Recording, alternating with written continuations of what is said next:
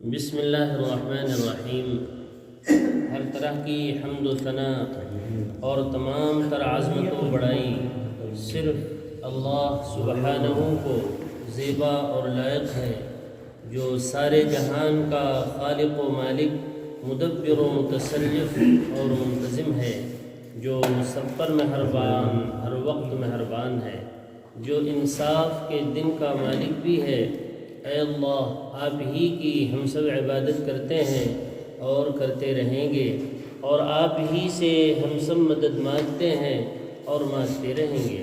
اے اللہ، ہم سب کو اپنی رضا والی جگہ جنت کا سیدھا اور سچا راستہ دکھا کر اس پر چلا دیجئے، یعنی نبیین، صدیقین، شہداء اور صالحین کے راستے پر، جن پر آپ نے اپنا فضل و انعام فرمایا، جو نہ تو یہود کی طرح عملی کوتاہی کی وجہ سے آپ کے غضب اور غصے کی زد میں آئے، اور نہ ہی نصارہ کی طرح علم کی کمی کی بنا پر راستے سے بھٹکے۔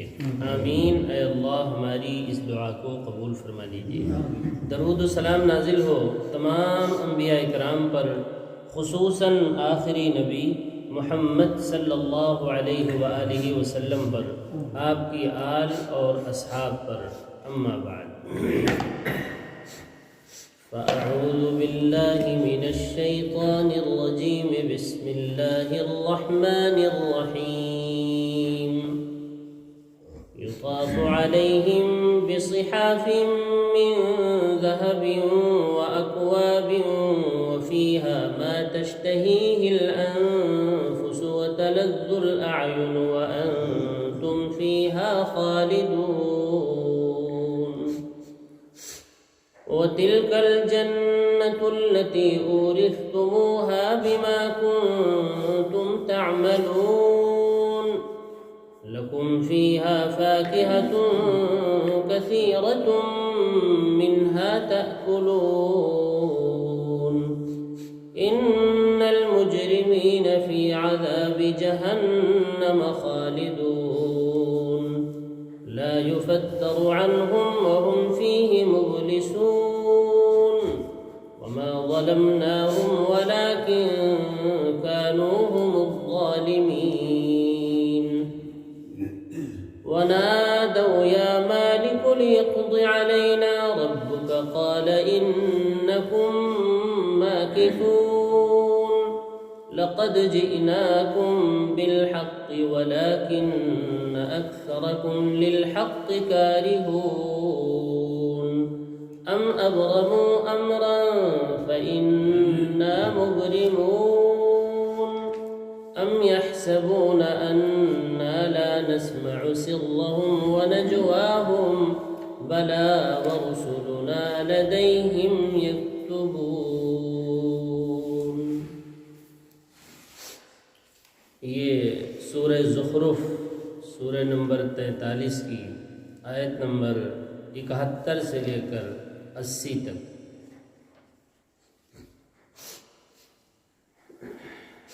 تو بیان چل رہا تھا ان ایمان والوں کا جو اللہ کہتا ہے ہماری آیتوں پر ایمان لاتے ہیں، آمنوا بآیاتنا، ہماری آیتوں پر ایمان لاتے ہیں، ان کے انعام اور اکرام کا بیان چل رہا ہے۔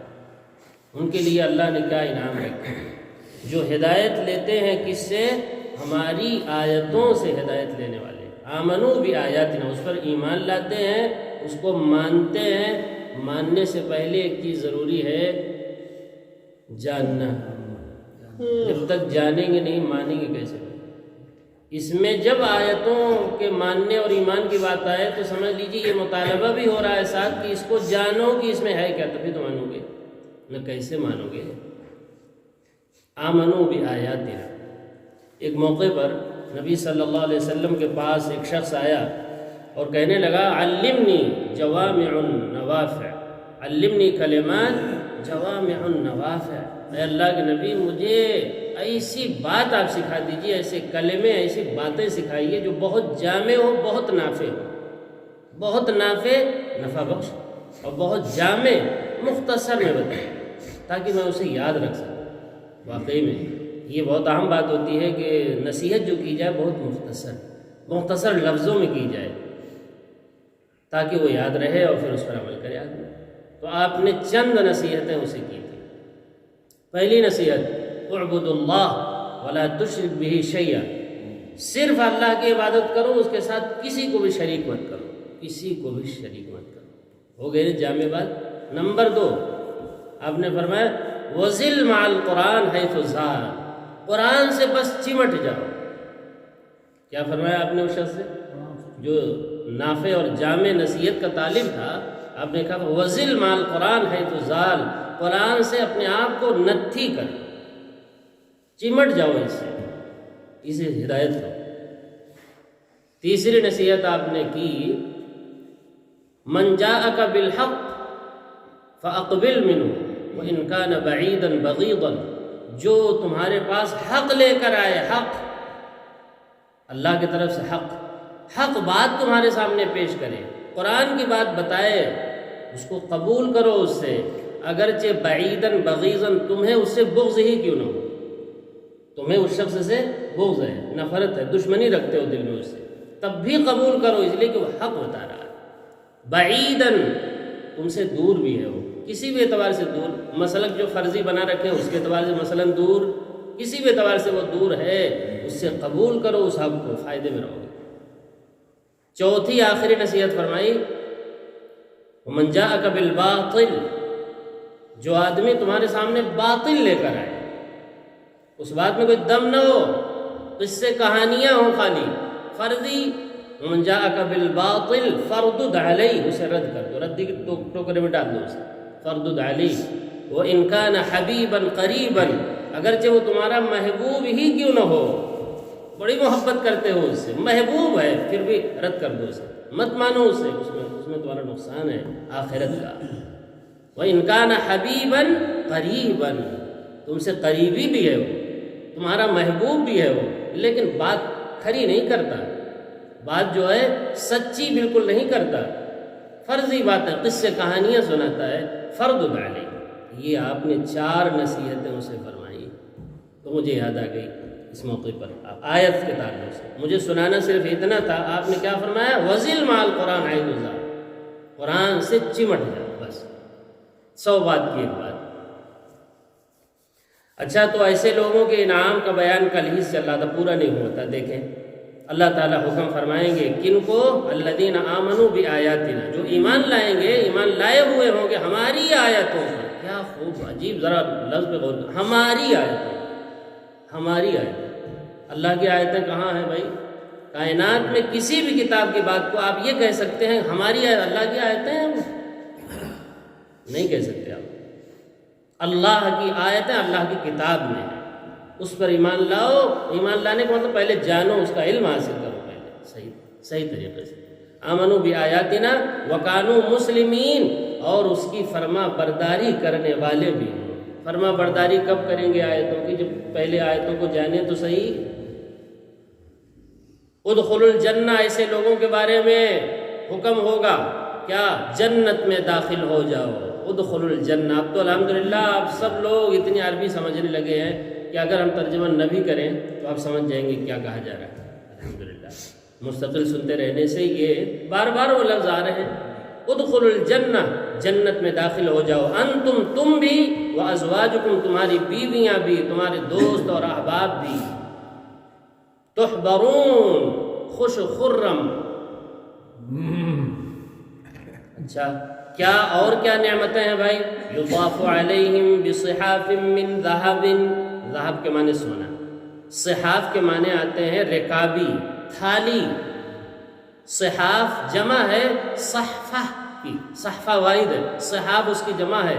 سونے کی رکابیوں میں بھر بھر کر کے کھانے کی چیزیں حور و غلمان پیش کر رہے ہوں گے۔ یطاف، دور چل رہا، سبحان اللہ، دوست بھی ہیں، احباب، دوست و احباب بھی ہیں، بیوی اور بچے بھی ہیں، اور انہیں کے درمیان کیا چل رہا ہے؟ سونے کی رکابی۔ ذہب کے معنی سونے کیا ہیں؟ ترجمہ اپنی طرف سے نہیں کیا جا رہا ہے سونے کا، یہاں سونا حرام ہے، آپ انگوٹھی بھی نہیں پہن سکتے سونے کی، اور وہاں رکابیاں سونے کی۔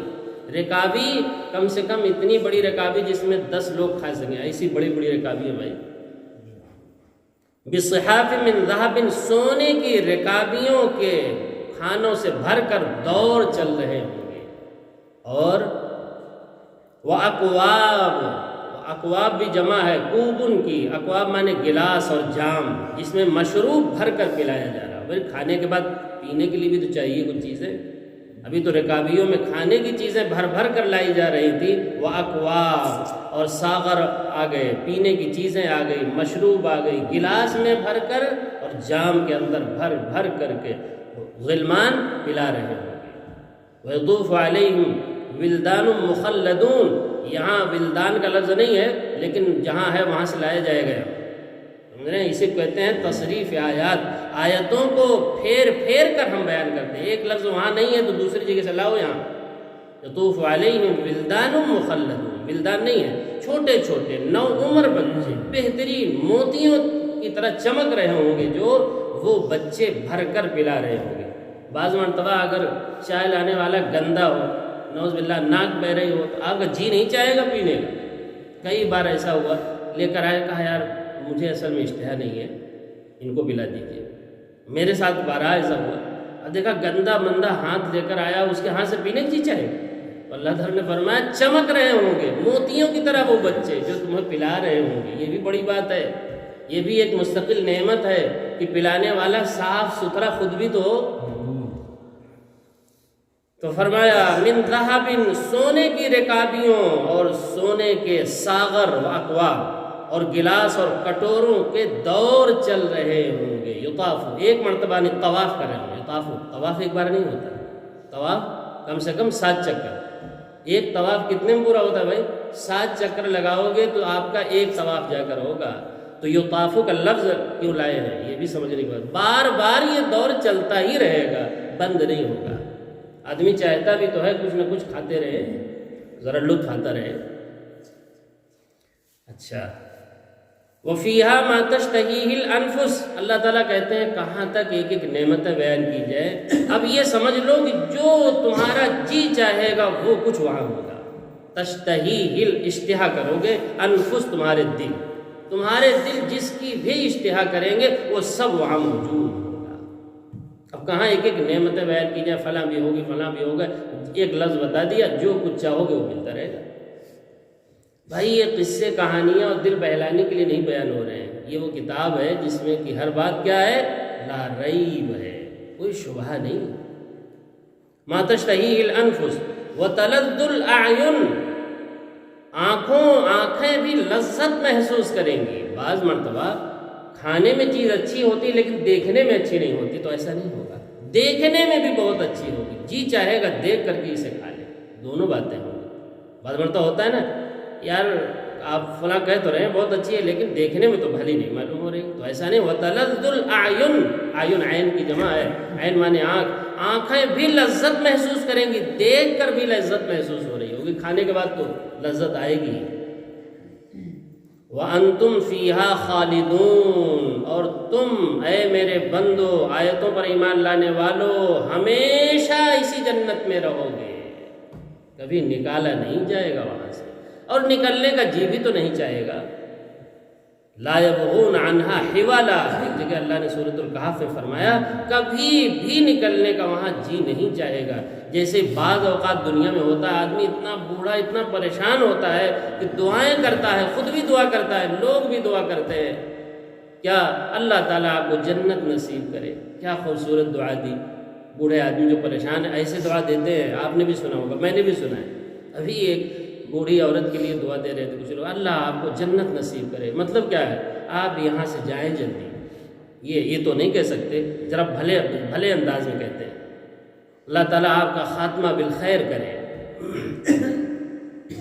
وَأَنْتُمْ فِيهَا خَالِدُونَ، اور تم سب ایسی جنت، ایسے باغ و بہار کے اندر ہمیشہ ہمیشہ رہو گے، اور کبھی تمہارا بھی جی نہیں چاہے گا کہ یہاں سے نکلے۔ اس دنیا سے نکلنے کا اکثر لوگوں کو جی نہیں چاہتا، جہاں سے نکلنا ہی نکلنا ہے، رہنا کسی کو نہیں۔ اچھا آگے بڑی اہم بات فرمائے، ہر بات اہم ہی ہے۔ وَتِلْكَ الْجَنَّةُ الَّتِي أُورِثْتُمُوهَا بِمَا كُنْتُمْ تَعْمَلُونَ، ارے یہ وہ جنت ہے جس کا تمہیں وارث بنایا گیا ہے، جانتے ہو کس بنیاد پر؟ ارے تمہارے عملوں کی وجہ سے جو تم دنیا میں کر کے آئے ہو، یہ کوئی احسان نہیں ہے، یہ تمہارا اپنا عمل ہے، اور اللہ کا فضل تو ہے ہی ہے خاص۔ اللہ کا فضل بھی جو ہوگا بھائی وہ عمل ہی کی وجہ سے ہوگا، بے عمل کے ساتھ فضل بھی نہیں ہوگا۔ اللہ کا فضل بھی جو ہوگا کس کی بنیاد پر ہوگا، اس کی بھی ایک وجہ ہوگی، ایک سبب ہوگا۔ وہ سبب کیا ہے اللہ کے فضل کا؟ تمہارا دنیا میں کیا ہوا عمل۔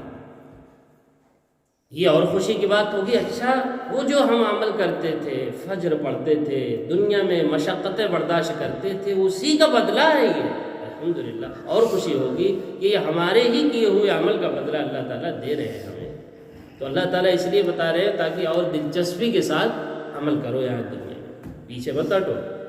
وَتِلْكَ الْجَنَّةُ الَّتِي، اور یہ وہ جنت ہے، الَّتِي أُورِثْتُمُوهَا، جس کا تمہیں وارث بنایا گیا ہے۔ وراثت کس کی ہوتی ہے؟ باپ کی، جی باپ کی کیا لی جاتی ہے بھائی؟ وراثت چلتی ہے نا، تو وارث بنایا گیا کس بنیاد پر؟ بِمَا كُنْتُمْ تَعْمَلُونَ، جو تم دنیا میں عمل کرتے تھے انہی عملوں کی وجہ سے تمہیں جنت کا وارث بنایا جا رہا ہے۔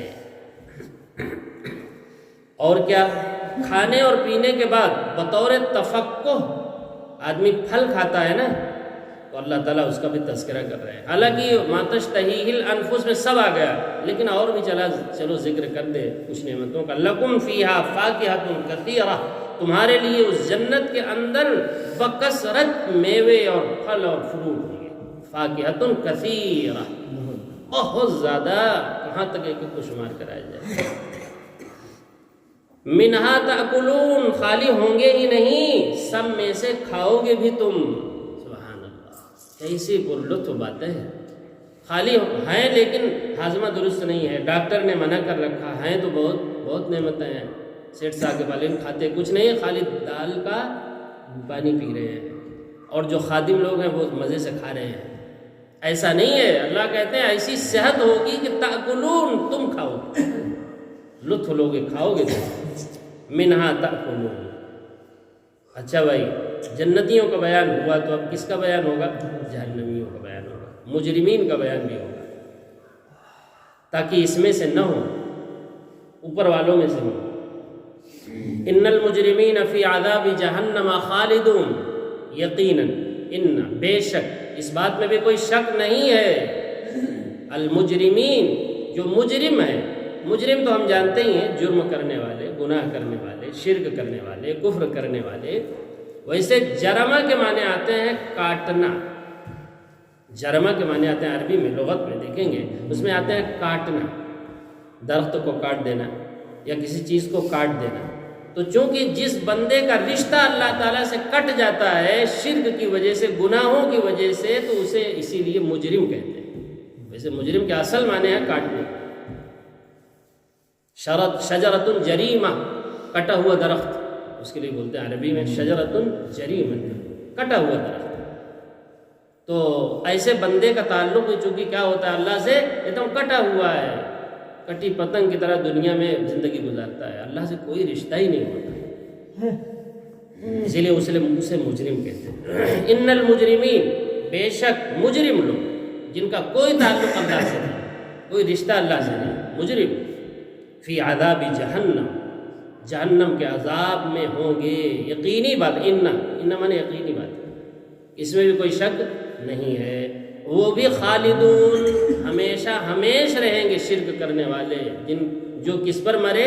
شرک پر، کفر پر مر گئے، خالدون ہمیشہ رہیں گے۔ لا یفتر عنہم وہم فیہ مبلسون، لا یفتر، یہ نیا لفظ آیا، اس کا بدل دوسری جگہ میں آیا، لا یخفف، تخفیف نہیں، ہلکا نہیں کیا جائے، معنی وہی، لا یخفف عنہم، ان سے ہلکا نہیں کیا جائے گا، عذاب کو کسی بھی دن ہلکا بھی نہیں کیا جائے گا۔ اللہم احفظنا من، اللہ ہم سب کی حفاظت فرمائے، اللہم اجرنا من النار۔ لا یفتر عنہم، اور وہ ان سے عذاب کو ہلکا نہیں کیا جائے گا، وہم فیہ مبلسون، اور وہ جہنم کے اندر مایوس پڑے ہوں گے۔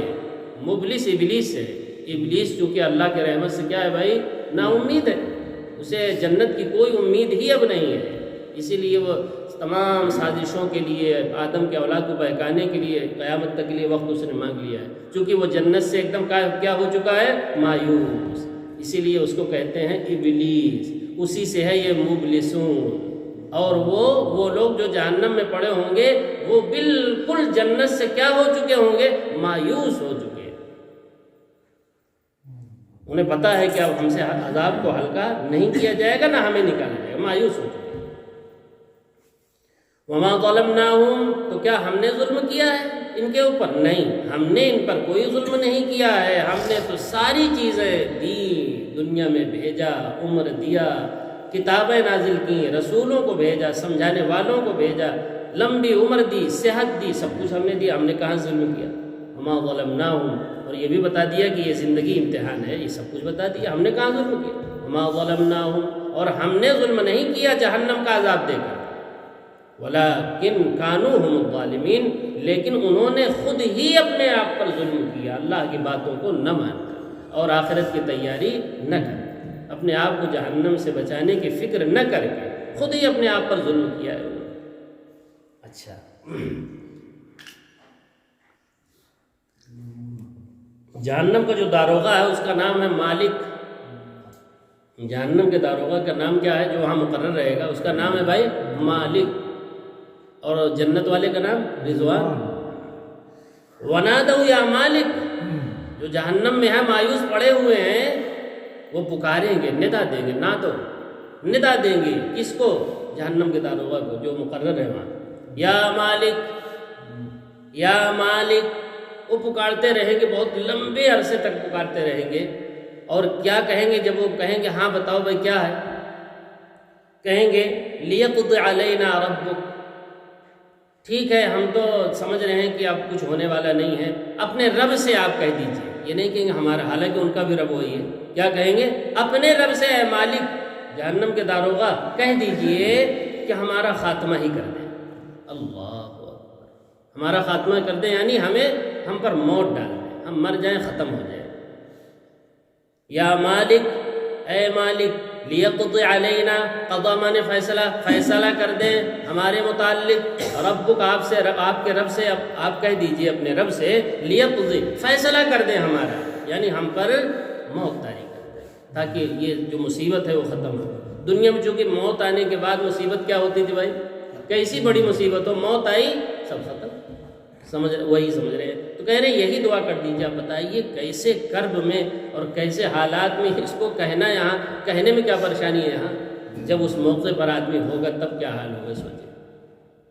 لیقض علینا ربک، کیا جواب آئے گا بھائی مالک کی طرف سے؟ قال، مالک کہے گا، داروغہ جو جہنم کا ہے وہ کہے گا، انکم ماکثون، یقیناً بے شک، کوئی شک نہیں ہے، اب ہمیشہ تمہیں اسی میں رہنا ہے، کوئی فیصلہ نہیں ہوگا، موت کا بھی کوئی فیصلہ نہیں ہوگا۔ انکم ماکثون، مکث مانے ٹھہرنا، اسی میں تمہارے لیے ٹھہرنا مقدر کر دیا گیا ہے، زندگی کے ساتھ زندہ رہو گے، کبھی موت نہیں آئے گی، موت کو تو موت آ چکی ہے، اب کہاں سے مرنا ہے؟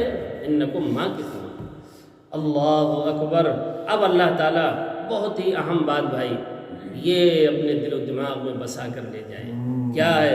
لقد جئناکم بالحق، یہ حقیقت ہے، یہ سچائی ہے۔ لقد جئناکم بالحق، ہم تمہارے پاس دنیا میں حق لے کر آئے تھے، یعنی قرآن، حق لے کر آئے تھے یعنی قرآن کی صورت میں حق لے کر آئے تھے، حق ہم نے حق بتایا، حق یعنی جنت اور جہنم کی تمام تفصیل، آخرت کے معاملے کی تمام تفصیل ہم نے قرآن میں بتا دیا۔